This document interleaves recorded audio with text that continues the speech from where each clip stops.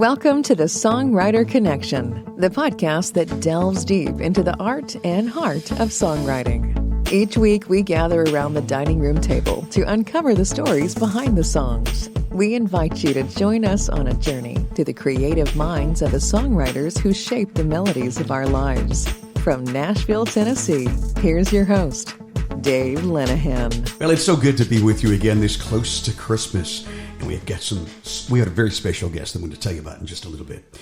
My good friend, Mark Allen Barnett, who has been a sometime co-host on this show and has been a mentor to me over the years, always used to say, the Ryman Auditorium here in Nashville is the mother church of country music. And I always thought it'd be cool to play that stage, and I had to work at the Ryman in order to do that. They used to have these talent nights that the people that worked there could get on that stage. But it was so cool. You'd plug in like you're an artist, and they had hat show prints for you to sign. They put you in the dressing room, and it was just like, wow, it's just so cool. A couple hundred people there, But I was on that stage, and I could look up and see the stained glass, and I just can't begin to tell you the chills and everything and how nervous I was.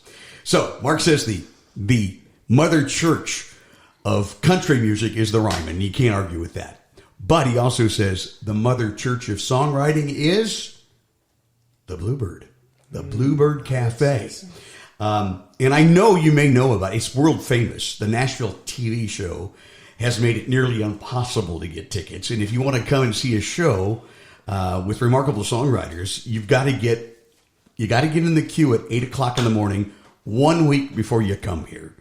They sell it 1 week in advance. And the last one I tried to get tickets for, it sold out in a minute and I couldn't. But fortunately, it was for a show that I was playing. I was just trying to get extra tickets.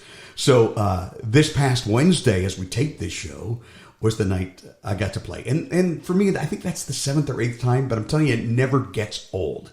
And I love getting there early and talking to all the people that are coming in, finding out where they're from, because they're all over the world. There was Scotland. There was lots of folks from Canada, from all over the U.S. And it was just a most remarkable night. We were on the stage. They'll do it two ways, either in the round with everybody around you. That's kind of intimidating. But on the stage in the row is also intimidating because you're looking at the back wall and there's Chris Christopherson staring right back at you like, what you got, buddy?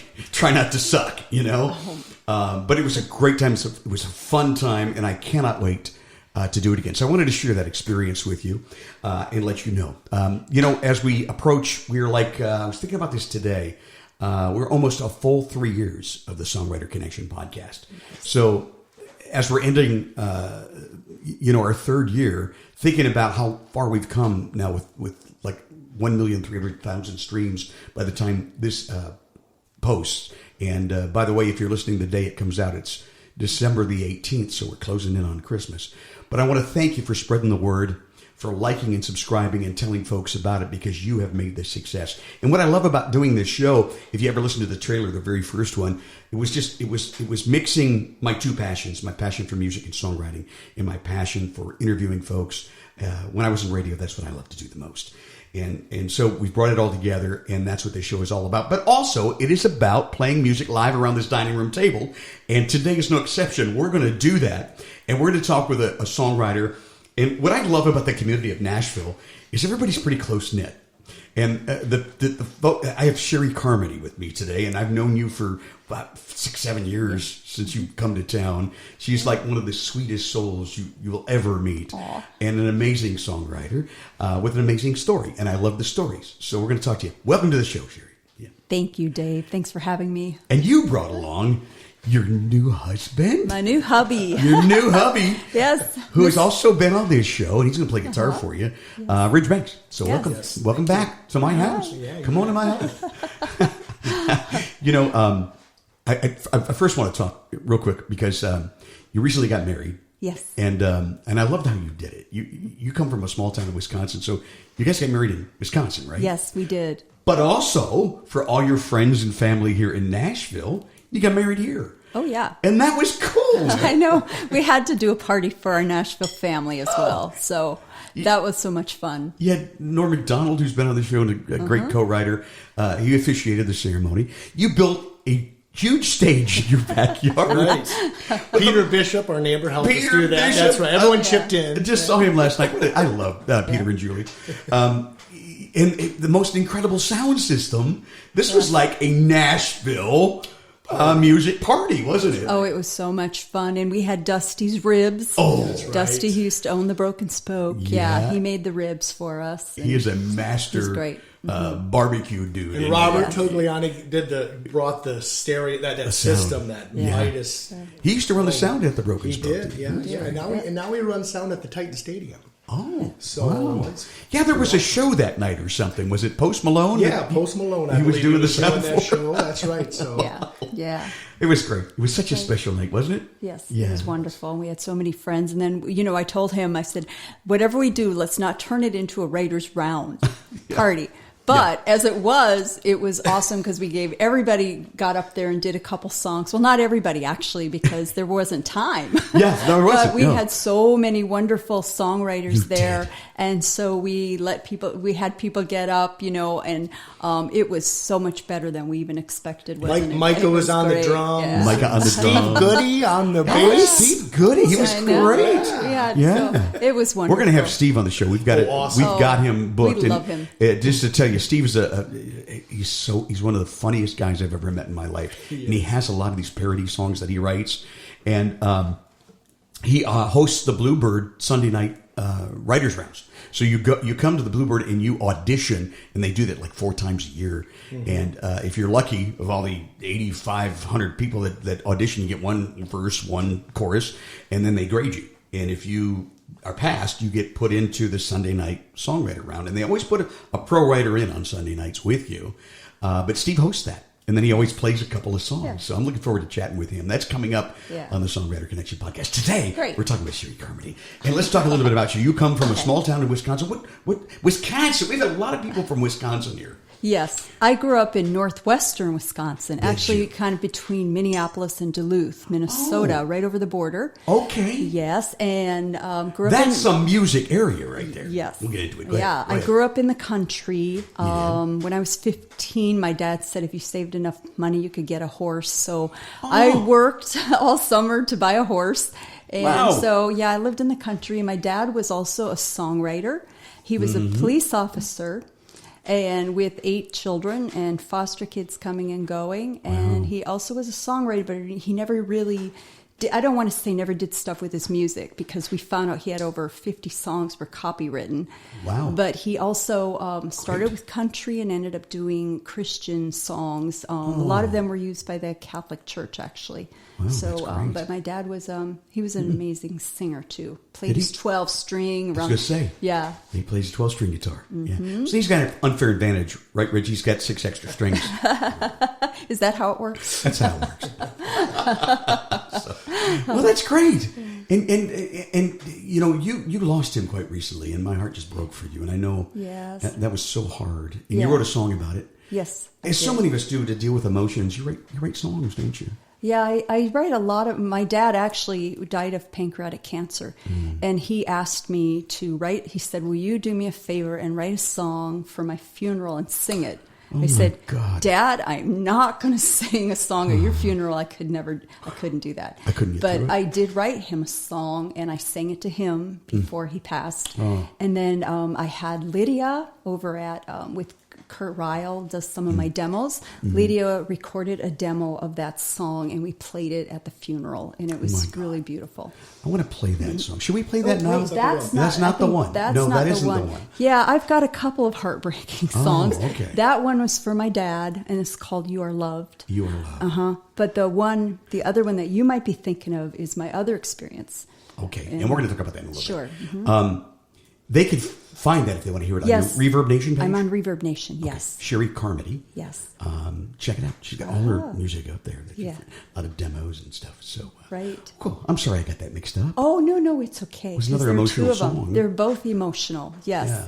And actually, I ended up changing words on both of them because I was told when I pitched that they're a little too personal. People don't quite get that.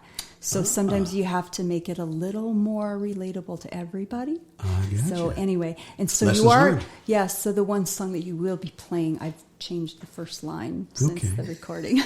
Well, you know what? Let's talk about that one and play that first. We'll do a little switch in what we planned on. Okay. Because that's a very special song. Yes. And it came from a very special place. Right. And a very heartbreaking story. Right. Yes. Do you mind sharing? No, not at all. And I will have to say it took me a long time to write that song. Oh, I'll bet. When I was married very young, 21 years old, and had a baby, and my husband died all in 1 year, same year. And he called me about half an hour before he was supposed to be home and said, "Hey, baby, I'm coming home."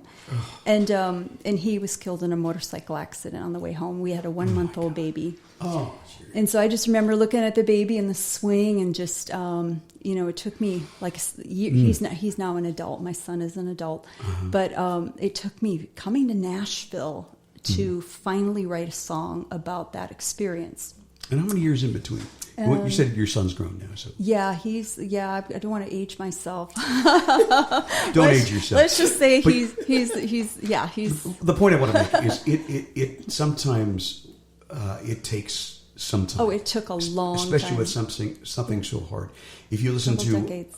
Our past podcast with Gary Chapman, Right. he shared a very personal story with me afterwards, and I said, "Have you written that yet?"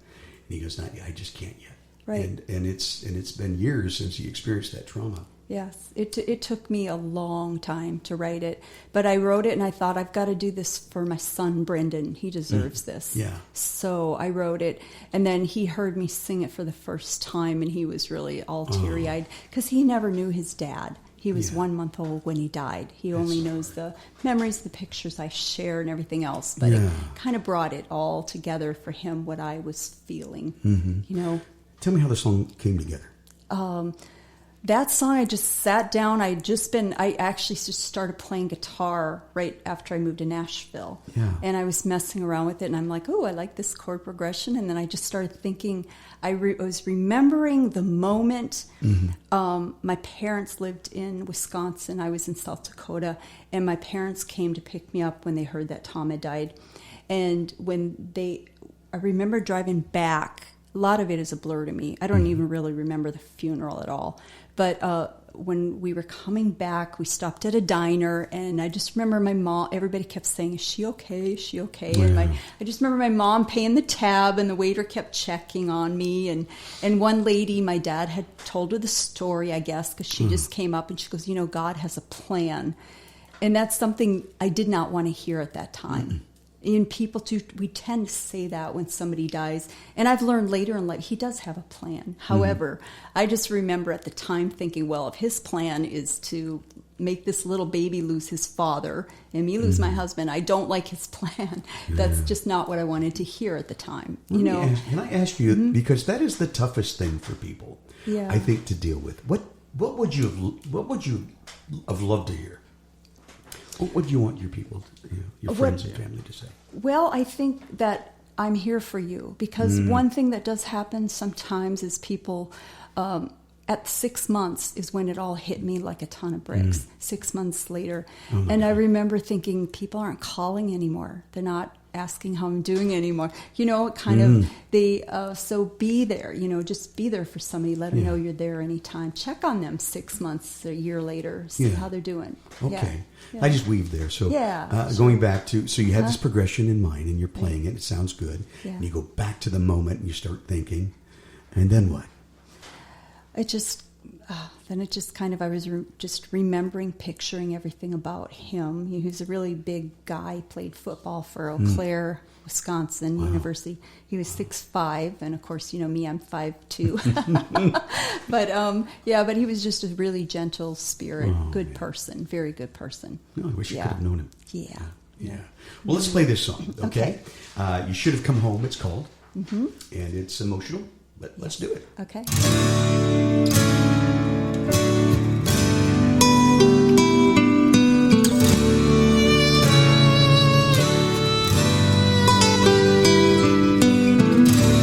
Waiter stopped by the table again.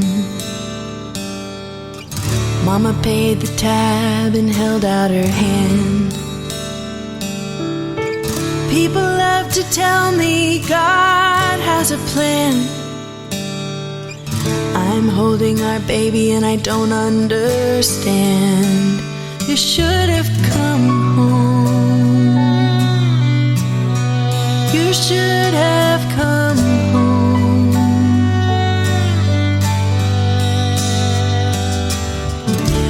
Nights are longer since you've been gone. I lock the door and keep the lights on, and sleep every night at the edge of the bed. Can't get your last words out of my head. Baby, I'm coming home. You said I'm coming home. Every day I miss your smile, the way you laughed in your pretty blue eyes. When he looks up at me sometimes, it feels like you're home.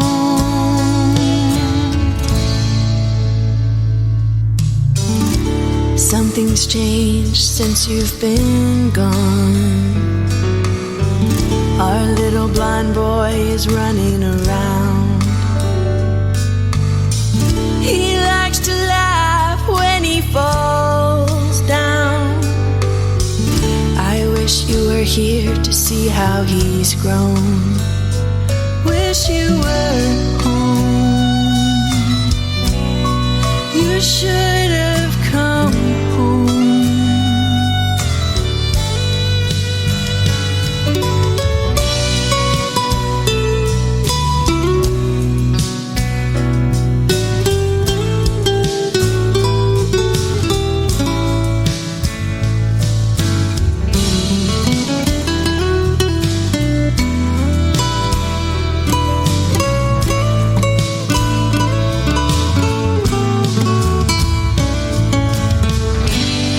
Every day I miss your smile, the way you laughed in your pretty blue eyes.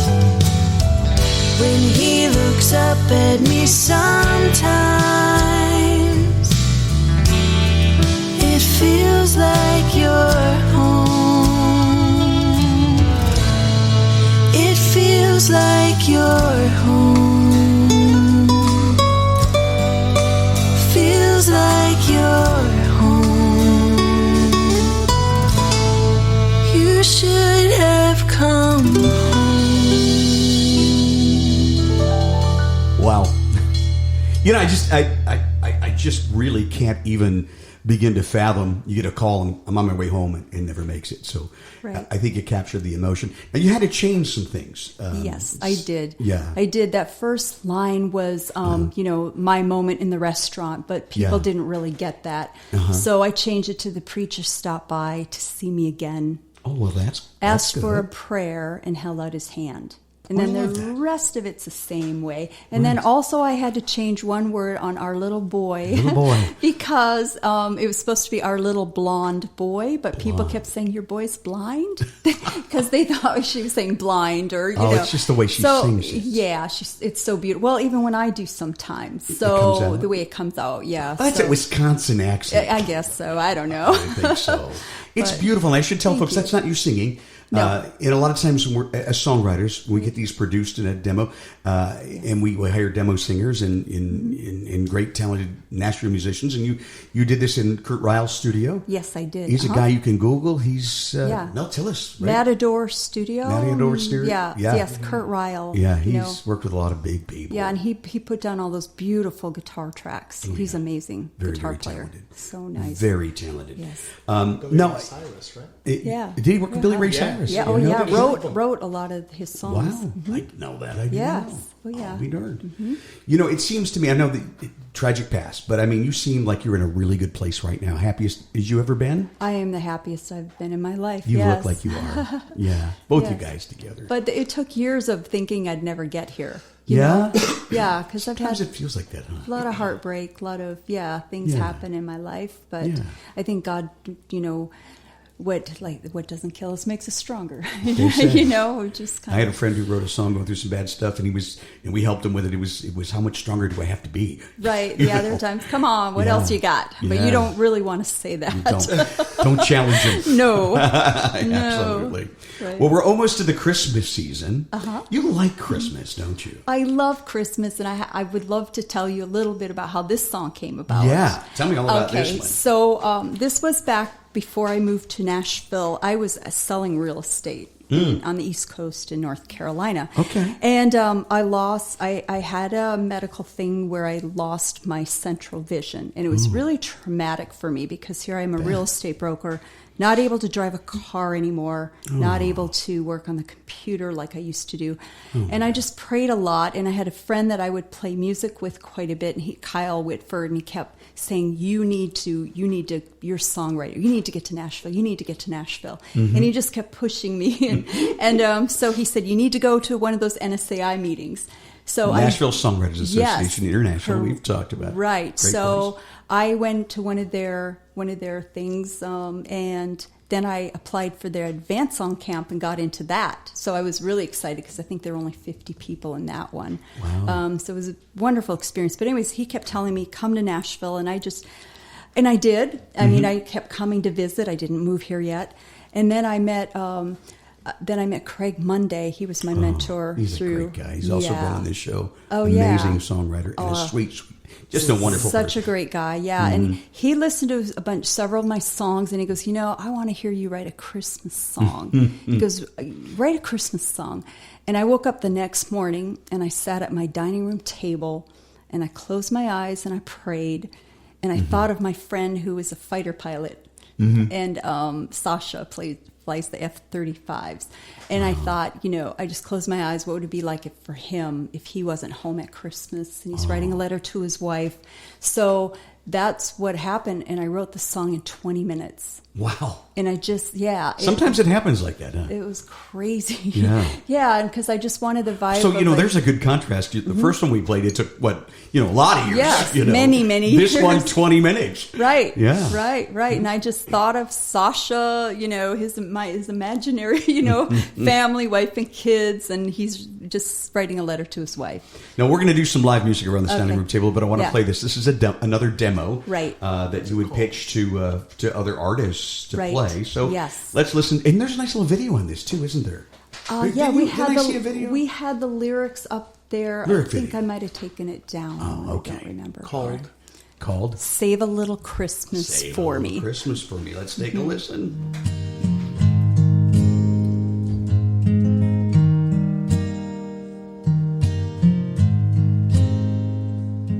By now I bet the snow is falling down. You finally found and took that shovel out. The kids are glad they're out of school. Hope they're being good for you. And give them both a big old hug from Dad. And tell them I'll come home as soon as I can. Save a little Christmas for me. Leave the lights and candles glowing.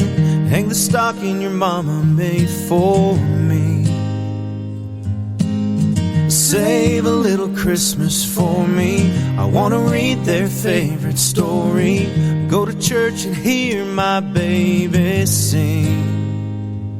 So save a little Christmas for me.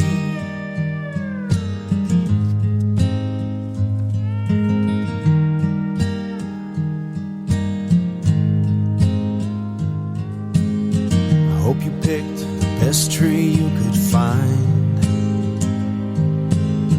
one you know will last a long, long time.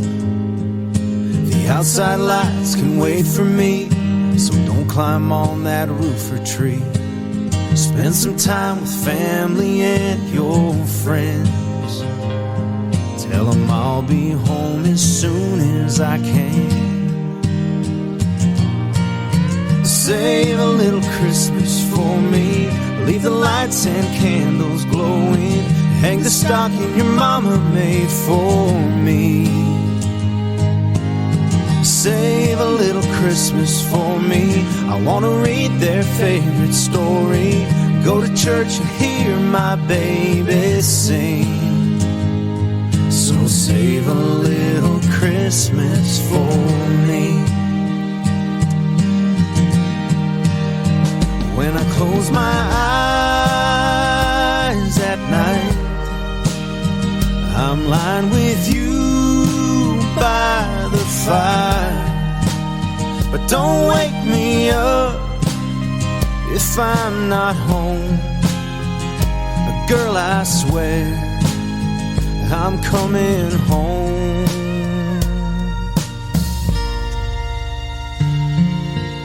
Save a little Christmas for me. Leave the lights and candles glowing. Hang the stocking your mama made for me. Save a little Christmas for me. I want to read their favorite story. Go to church and hear my baby sing. So save a little Christmas for me. Save a little Christmas for me. By now I bet the snow is falling down. Yeah, I can see it now. That's beautiful. You know, I'm an emotional guy. The last one was a very emotional song, but I think this one just is. I was like ready to cry. I have to tell you a couple things that with that song. One of them, that "Hang the Stocking Your Mama Made for Me." That's a personal touch because yes, my son and I used to hang up the stocking that his daddy had that my mom made him. So I always try to add a little bit of a personal thing in the song. That's cool to do that. Yeah. And that song, one time when I came to Nashville, I took an Uber, ride, and of course, some of us songwriters do this. You want to hear a song? You want to hear a song? To those poor Uber drivers. Those poor guys, yeah. But anyway, I played this one time for this young gal, and she pulled the car over and started bawling. And I'm just like, are you all right? I'm so sorry. And she told me she was a Mennonite, and she left her family and moved away to Nashville. And she said all she could think about was her little brother and little sister, and really wanted to go home. And it was just like that. That felt so good. And then, and then General Carl Schneider, who's a very well-known, he passed away just a couple years ago, but he was a good friend and a really sweet man. He's written books. He was a fighter pilot and served many tours of duty. And he said, when I played that song for him at the kitchen table, he was tearing up. And I said, do you think I should change that one line about don't climb on the roof or tree? Because he chuckled when we went to that. And because I thought that kind of sounds kind of corny, maybe, don't climb on the roof or tree. And he said, don't you dare change it. Because I could just imagine my wife standing on a ladder trying to hang lights. And he absolutely loved it. So I never did change that one. You're very good at painting a picture. And what I love about your songwriting is you're not afraid to change things. Yeah. Some people are just, it's cast in stone. We're not changing it. This is the way it is. Right. But you're always thinking of ways to make it better, aren't you? Yes, absolutely. Even after the demo's gone. And I think that shows, we talk a lot about how songs evolve. They must have a life of their own. Right. We're going to talk about one in particular. It's doing really well in the UK right now. But we're going to take a break. Okay. Two of my favorite people in this town. Cheri Carmody's here. Her lovely husband. Oh, yeah. That's Rich Banks. Rich Banks. Going to play guitar for you. So take a break. Okay. Be right back. All right. Thank you. You're listening to the Songwriter Connection with Dave Linehan. Find us on Facebook and YouTube at the Songwriter Connection Podcast. And find Dave at thedaveconnection.com. Now back to the show with your host, Dave Linehan. Hey, back with you on the Songwriter Connection Podcast. Our guest is Cheri Carmody. Good to have you here, Cheri. Good to be here, Dave. And this is episode 187, and this is, of course, where I always remind you to like and subscribe, especially if you're on YouTube. So maybe we can monetize that someday. Who knows? I don't know what I'm going to do with all the money. I was at Waffle House for dinner last night. We may have to go back.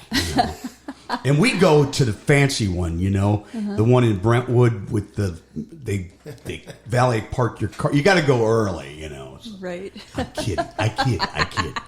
Cheri, now you grew up. We were talking about you grew up in Wisconsin. Yes. But you joined. You played in band. You sang. You were a lead singer in a few bands around town. Yes. And you played in what, the Twin Cities? Yes, I played all over Minneapolis, the Milwaukee, Chicago areas. And my bands would go on tour. So that's great. What can you tell me some of the bands? I like names for bands. We were little, we weren't Yeah. anything big, and a lot of the times we did covers. We were mostly cover bands. Yeah. You learn a lot doing covers, though. What about song structure and what makes them hits?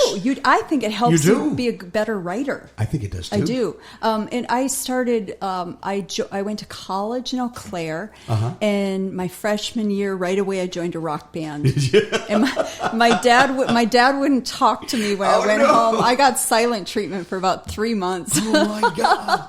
She's one of those musicians. She probably smokes pot. Right? Oh my God! No. I was a Pat Benatar wannabe. Yeah. Well, did I remember, and you correct me if I'm wrong, did I remember you did some things with Prince, right? I met Prince. I have this little heart-shaped mirror that he gave me that he was wearing on his wrist one time at the Pacific Club. Wow. And I got to go out to Paisley Park and lay down some background vocals. How about that? But they're just demos. They were nothing. I'm not on any of his albums. How many people can sing that, though? But I know. I told my kids when I die they're going to fight over that little silly mirror. But I've seen it. But there were only 250 of them ever made, and I believe I have the protocol. I have the original. I'm sure I do. If it ends up on Pawn Stars some days, you never know. You never know. It could be worth millions of dollars.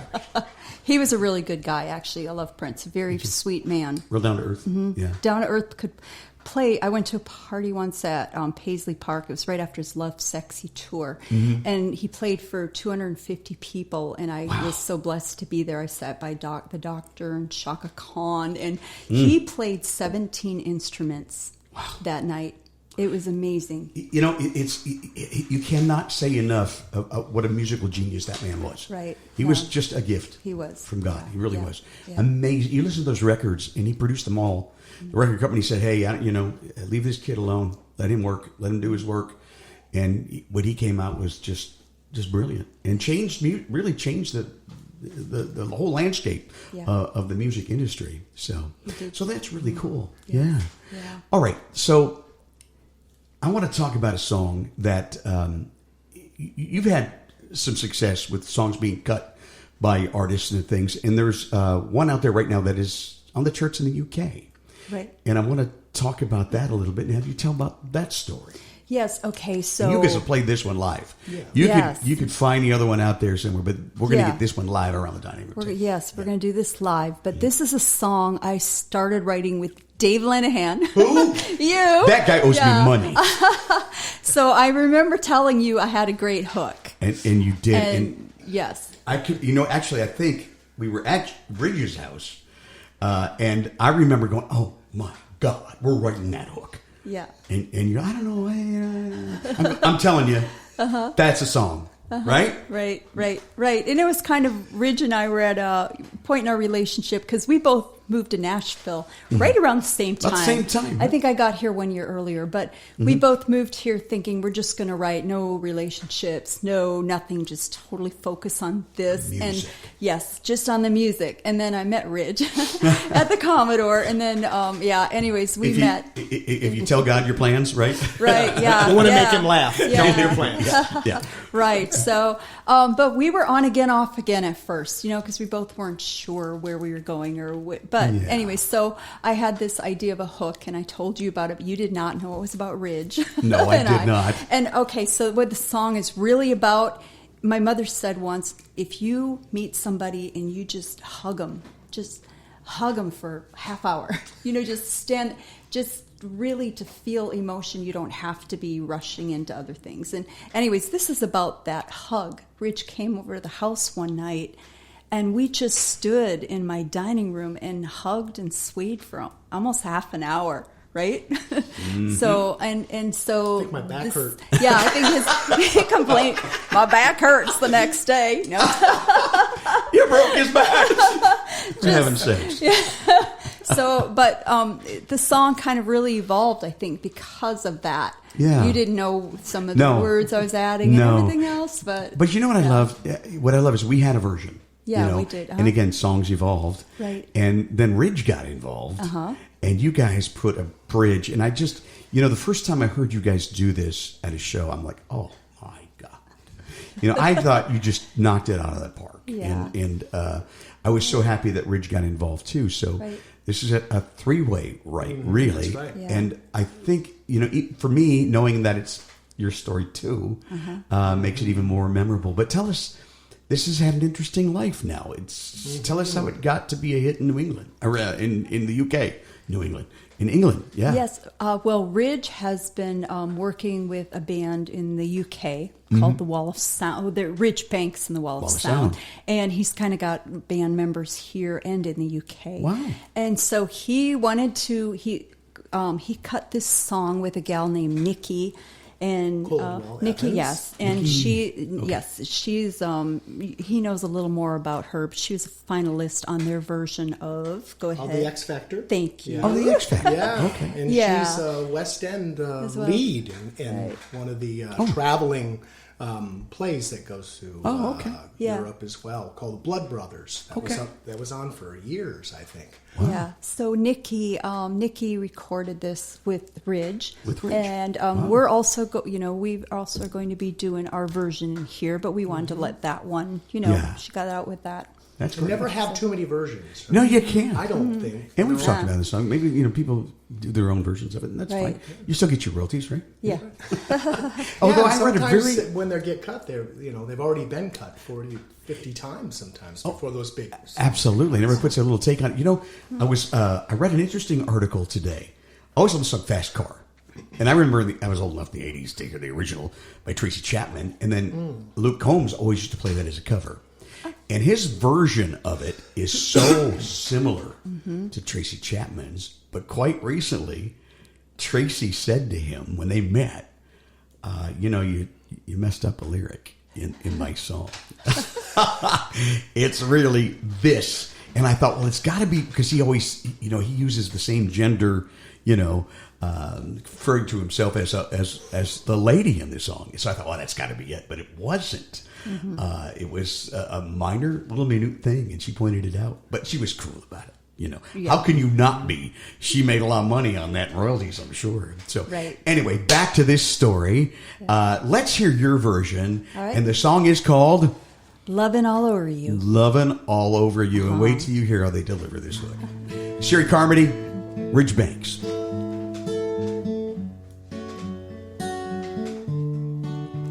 Took your pictures off my wall, made sure to miss all of your calls. I wasn't missing you at all. I swore that's the last time that I'd fall. So I thought I'd be alright when you stopped by the other night. Why did you have to look so nice underneath the front porch light? I fell into your arms and I melted, my heart beating so fast I felt it. Just when I thought I'm all over loving you, I'm loving all over you.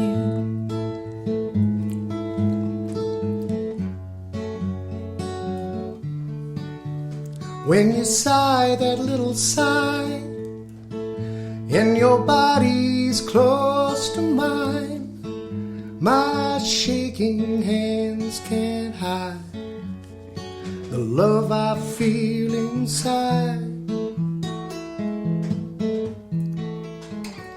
Fell into my arms and I melted, heart beating so fast, yeah, I felt it. Just when I thought I'm all over loving you, I'm loving all over you.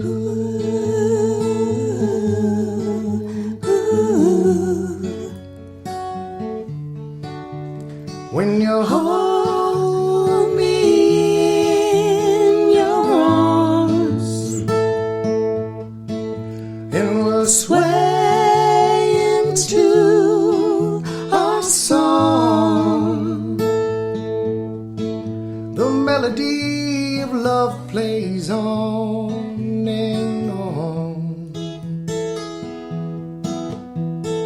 How could we once believe that this was wrong? I fell into your arms and I melted, my heart beating so fast. Yeah, I felt it Just when I thought I'm all over loving you. Yeah, just when I thought I'm all over loving you, I'm loving all over you.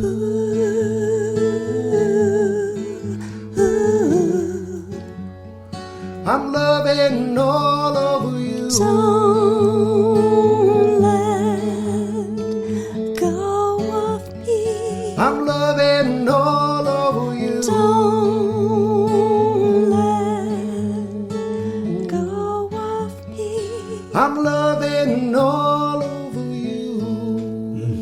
That was really something. Beautiful, guys. I love what you did to that. Lesson behind the songs. You know, today in a lot of writing sessions, we talk about, does the song need a bridge or doesn't it? And this one did, didn't it? Yeah. I felt that that's how I got in the song. That's Because how I was you like, got I'm hearing this bridge. Let me Yeah. you know, like sometimes when she's writing, I'll say, man, I think I could maybe add something to it. Yeah. You know? And you took it in with a different melody direction, too, in a beautiful one. You know, which I think is really its own little hook in that song. It's just so gorgeous, you know, that you want to hear that again. Right. You know, so back it up and let's do it again, folks. Yeah. So that's a good duo. Good job. Good It's a duet. duet. It's a good duet. It's hard to it's hard to get a good duet. Right. When you come to town, you can catch Ridge and you can catch Cheri. You guys play all around. But are you still doing the hosting the rounds at the A-Loft? Yeah. Well, and I we never actually- can remember if it's a loft or A-Loft. The A-Loft, and it's A-Loft. actually, know. I think I it's think in A-Loft, Nashville we call it A-Loft. It used I to like be it, the A-Loft. Indigo. A lot of Indigo. people Yeah. notice the old Indigo. Okay. Back But when yes, Lou Rasconi used to do it. Oh, yeah, Yeah. lovely. Over there, yeah, I do and too. we actually do a show. It's not rounds. Yeah. We actually do a show, and then because we both have a lot of songs that we like to play live. That's right, we play all our original songs. right? Yeah. So we kind of split it We have up, a and then 3-hour show. We do that like Yeah. 3 times a month, 3 or 4 times a month Yeah. at the A-Loft. and then we like to invite a couple of guests up to join us, and that way they can get up and do like 5 songs. Like in a you, row. Dave. You've Yeah. been there. Oh, You've been there. Too. I love it. Absolutely It's a love great it. vibe. We Lisa always have behind the bar, we have too. Ted She's just a wonderful Seidlinger. person. We have Yeah. Ted Ted. Seidlinger playing guitar. He's Great guitar. amazing. Great. And a great guy. And a great You know? songwriter too. Yeah, So absolutely. it's awesome to have him there most of So the time much too. fun. And it's a very intimate atmosphere. It is. Yeah. And they have it, it's called, the bar is WXYZ. It's like a radio station, yeah. which I loved. I'm like, yeah, WXYZ. We used to always use that as the fake station that we worked at. WXYZ. So yeah, it's cool. Yeah. So cool. So you're writing with a lot of different folks, aren't you? Yes, when I first moved here, I didn't want to write with anybody, and then You thought- weren't used to the co-writing thing. No, were you? yeah, right. And Yeah. I thought they're going to ruin my song.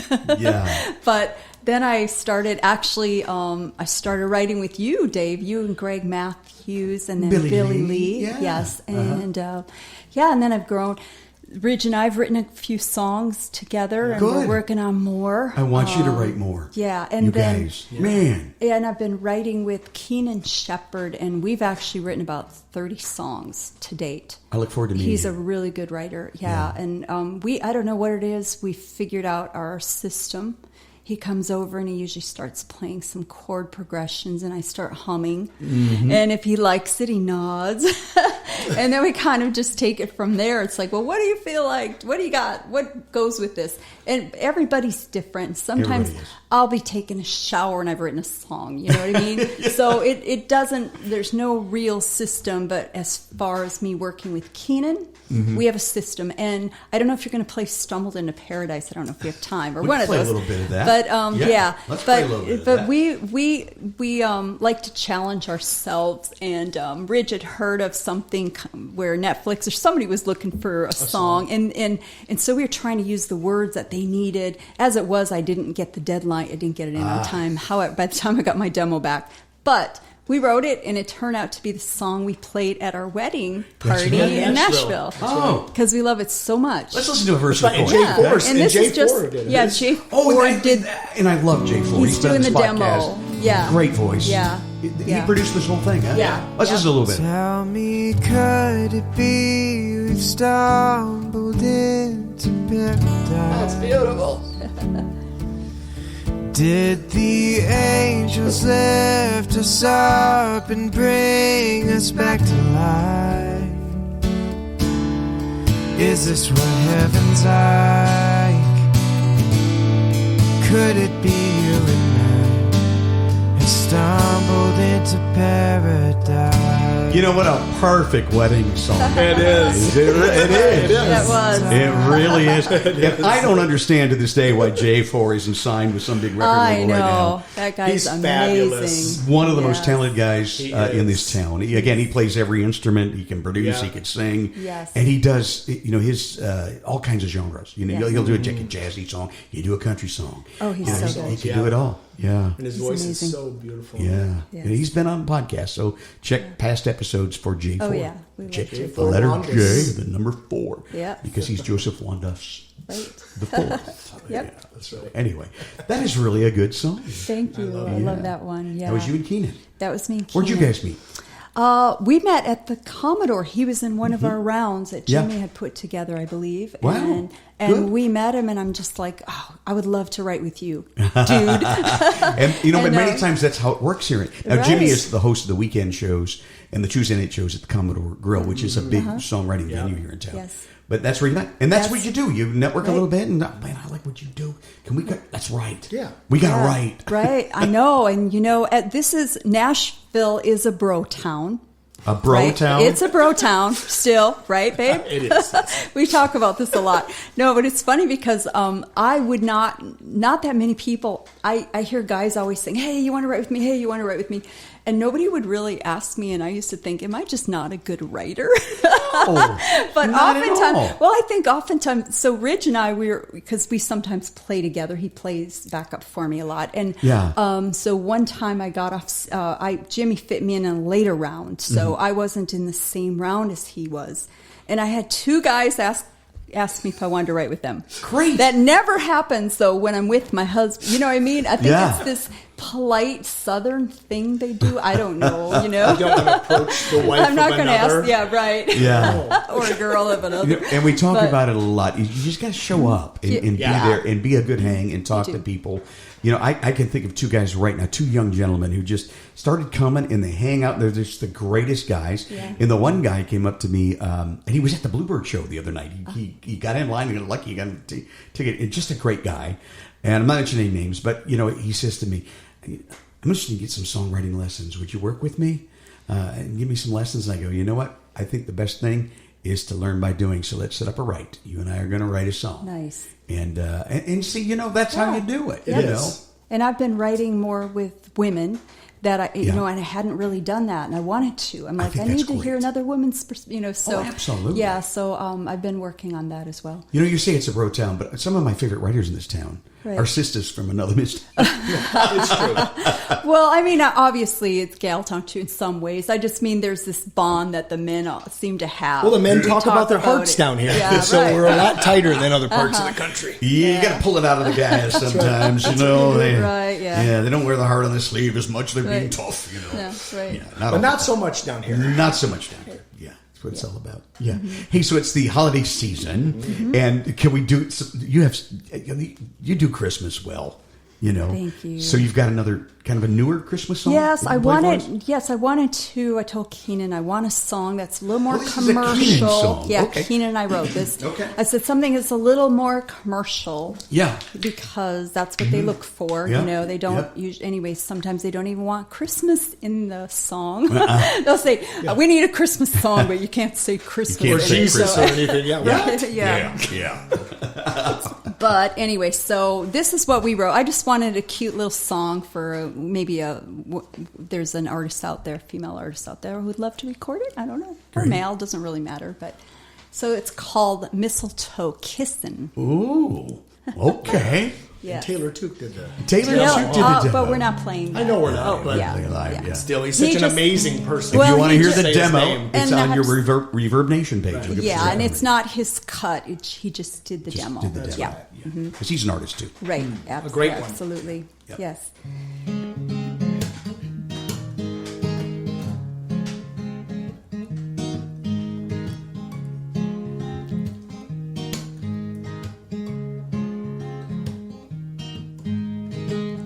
Snow starting to fall down.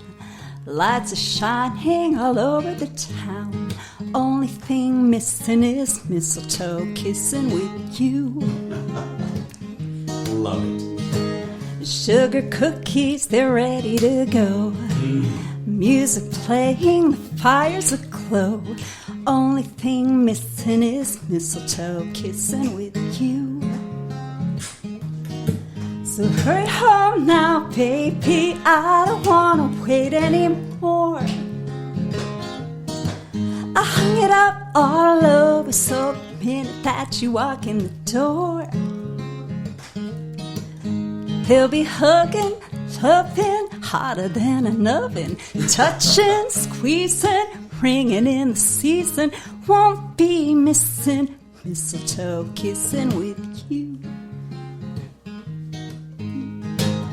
Wrapped your presents, they're under the tree. Hung a stocking for you and for me. Only thing missing is mistletoe kissing with you. And maybe later when we get tired, we'll be falling asleep by the fire. No more missing mistletoe kissing with you. So hurry home now, baby, I don't wanna wait anymore. I hung it up all over, so the minute that you walk in the door, he'll be hugging, loving, hotter than an oven, touching, squeezing, ringing in the season. No more missing mistletoe kissing with you. So hurry home now, baby, I don't wanna wait anymore. I hung it up all over, so the minute that you walk in the door, he'll be hugging, loving, hotter than an oven, touching, squeezing, ringing in the season. No more missing mistletoe kissing with you.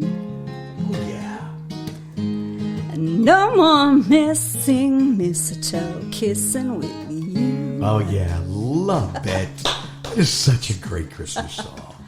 Oh, yeah. That's going to be a Christmas movie or something someday. I think it's great. About it. That's awesome. I hope so. And it's one of those things. Does it need a bridge? Does it not? I don't think it does. I don't think it's it does. just It says simple it right all. there. Yeah. Right. Once again, as Mark Allen Barnett, the Yoda always says, the bridge is like, it's like going before the jury and say, ladies and gentlemen of the jury, in conclusion, this is, you Right. just hammer You it wanna home. add something Yeah, there. or you want to add something, take it to a new. Yeah. So, but just a great job. Great song. It really is a good job on that. Thank hey, you. before we go, there's a few things I want to mention. I want to say hello to Pepper J. and John Michael Ferrari and the lovely Sophie Love. Right. Because they were here recently on the podcast, and they're great folks, and I know they're big fans of you guys. Yeah, we're Yeah. great friends with them. And Yeah. Sophie's going to be Thank cutting you. one of your songs. She'd be cutting one of Right. your songs, Sophie huh? Love and I wrote a song together, actually, Did- that she's going to be cutting. And you want to know something? The day that Pepper J and Michael Ferrari did our podcast, Right. Sophie was supposed to come, but no, she had a writing appointment with you. Yeah. Wow, I feel special now. Maybe it was that song. You never know. And I also have to say Pepper Brooks. Yeah. We wrote a song with Pepper Brooks. Different Pepper. That's bit right. different Pepper. We know two Yeah. Peppers. You know, Right. two Peppers. Unbelievable. Right. Yeah, now you need a salt friend. So I had an idea for a hook, and it was She Left Me Blue. Oh, she left me blue. Blue, and blue is a dog. Aw. So at See, least... I love twists like that. I think that's a great idea. So Pepper just released his album, I think today or yesterday. On Pepper Apple. Brooks. And Oh, it's on maybe there. by now it's out there. Yeah, it's Might be out called there. She Left Me Blue. She left me blue. We'll look for that, okay? Awesome. Okay, so I wanted to mention that. And then I want to talk a little bit about manifesting. Yeah, Because I have a friend who's a songwriter, going to be on this podcast again. I'm not going to mention his name. He really believes in that. Now, I have a couple of friends that really believe in manifesting. You put the idea out to the universe, And this one friend of mine will put it out on his Facebook page. Someday I'm going to play the Grand Ole Opry. And you know what I'm talking about. I do. And I think that's fantastic. And on this podcast, I've talked to 4 recent people who have made their debut on the Grand Ole Opry. As a matter of fact, next week's guest just made his debut on the Grand Ole Opry. We're going to talk to him about it. Won't tell you who he is yet, but it's coming up next week. For sure you want to listen to that. And manifesting, for me personally, and then I want you to share yours, I walked into Jeff Dayton's studio. Now, Jeff Dayton has been on this podcast. He's an amazing guitar player, singer-songwriter, and he started his own podcast called Count It Down. And I was really fortunate to go in and be his guest. And we talked about podcasting and music, and it was just so much fun. But as you walk into his studio, there's a gold record on the wall. Gold record. And as you walk into Billy Lee's studio, it's the same thing. Gold record for Gary Allan the One. Jeff's gold record was Does Fort Worth Ever Cross Your Mind by George Strait. And I sat down at a desk and I go, that's my manifesting. I want a gold record for the wall. Right. You know? Yes. Yeah. Who knows? Maybe it's already been written. Right. Are you at home manifesting, bringing things to life in your, throw it out to the universe, that law of attraction kind of thing, right? So how about you, Cheri? If you could manifest anything, what would it be? Manifesting. I have to say. Tough question, right? Well, yeah, I'm an because a-hole. no, you're not at all, and that's fine. I have to say, for me, it's more about asking God for this, and you know that there's a great song, you know, about unanswered prayers. So sometimes we think we want things that are not best for us. You know, God knows. I feel like God knows what I'm supposed to. But however, you also have to ask Him for things. So for me, it's more about prayer and believing, but also believing in myself, you know, and becoming strong. I don't know as much about, you know, I have dreams, I have visions of doing things. I guess great. You might call that manifesting, you know. You have to right, visualize. but maybe some people just see it different, you know, think of it, you know, words differently. And I just pray to God and I ask God for things like, just like when I was widowed, I never thought I just remember that no good is ever going to come out of this. You know what I mean? But as it was, you know, I'm here today. I have ridge banks in my life, you know, it's like you don't. So, but as far as I do have dreams of, my song is going to be a hit. And General Carl Schneider, he really wanted to do a video of that Christmas song and have things with soldiers and coming home and everything. So I still have to figure out how I'm going to get that together. That's got to happen. Yes, so I'm trying, you know, I'm praying for the right artist to come and cut that song because it means so much to a lot of people. I got an idea on that for you. After we get off. All right. Can I say something about manifesting? Sure. Because the way I manifest is a little different. Every time I'm on stage, I picture 100,000 people in a giant stadium, and it feels real to me. But I feel that's more like preparing yourself for the big time. You got to think you can get there. If you don't get there, you don't get there. But you got to go in it assuming you're going to be at the very top and you're going to be... Well, you know what, Rich? I have to... You know what? That makes a whole lot of sense. Because when I watch you perform, you are performing, you know, for... It's like you're performing for a whole stadium full of people. But you also have the ability to draw one individual in to your song. And I... You know, that makes a lot of sense to hear you say that. That's really important, right? Yep. Wow, that's a good, I like that. Spread that around. Yeah, that was a little trick. I mean, that's a trick, too, that my dad always told me, because he sang sometimes with bands, too. And he said, when you're looking like out in a audience, you know, you don't know who's going to be out there. That person who's going to cut that song might be sitting there. So for me, it's not so much of the audience size. It's like somebody, you know, Gary Allan could be sitting out there in the crowd. You never know who's He could have just there. popped through, or Jason Aldean, whoever, you know, knows? somebody who somebody that knows somebody. But I love what you said about God too, because you want the thing that God wants for you. Exactly. So you can, because I've thought, and you know the old saying, if you think you know it all, just, you know, You think you got it all. Yeah, tell tell God God. you're Yeah, playing. right. Yeah. So you just The don't other thing I always think is know. not to get too spiritual, Sure. but I also think gratitude is the biggest absolutely. thing. I'm so Gratitude. and I am so I used to come to Nashville and I'd pop into the Commodore and I'm like, oh, one day I'm going to be able to play, And look at you now. I know. And all the time. I was going to quit singing because my voice wasn't what it used to be at all. And I remember telling Billy Lee, I said, when I get here, I'll just pay somebody to go out and play my songs because that ain't the way it works. Well, number one, I would have ran out of money very fast. Yes, you would. But also it just, he said, you've got to sing it. You've got to sing those songs. So I'm like, and the more you do it, the stronger you get, right? Right, exactly. Yeah. Absolutely. Still get a little nervous like today. But yeah. And then the other thing, and I'll leave it right there. My friend Kim McLean, I think, said it best. And I love it. And I think I have a bumper sticker on my guitar. You love them with a song. Yeah. That audience, love them with a song. Yep. And you both do that when you're on stage. So, man, thanks for joining me, Cheri. Oh, thank you so much, Dave, for having me. Good to sit down awesome. with you. This is a long time coming. I know. appreciate you coming here. Thank you. All right, have a good one. Keep writing, folks. Love them with a song. We hope you enjoyed this intimate glimpse into the world of songwriting and found inspiration in the stories shared by our talented guests. Remember, the magic of music lies not only in the notes and chords, but in the emotions and experiences woven into every lyric. Until next time, keep listening, keep creating, and keep the melodies alive.